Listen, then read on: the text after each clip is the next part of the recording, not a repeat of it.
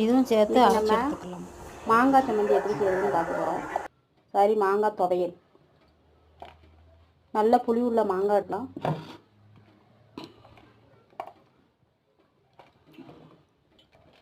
பொடி உள்ளி 4 அதை எடுத்து சேர்த்துக்கலாம்.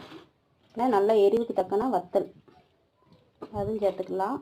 ஒரு சின்ன இஞ்சி துண்டு அதுவும் சேர்த்துட்டு கருவேப்பிலை கொஞ்சம் அதுவும் சேர்த்துக்கலாம். கொஞ்சம் உப்பு கூட சேர்த்துக்கலாம். இதை கொஞ்சம் அரைச்சிக்கலாம் பேஸ்ட் ஆகிட்டு. இது பார்த்திங்கன்னா கொஞ்சம் தேங்காய் சேர்த்துக்கலாம். இது கூட கொஞ்சம் தேங்காய் எண்ணெயும் கூட சேர்த்துட்டு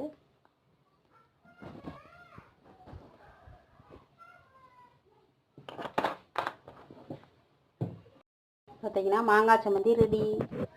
இதேமாரி செய்து பார்த்துட்டு எப்படி இருக்குன்னு சொல்லி சாப்பிட்டு பார்த்து சொல்லுங்கள், கமெண்ட் பண்ணுங்கள். ஓகே, பாய்.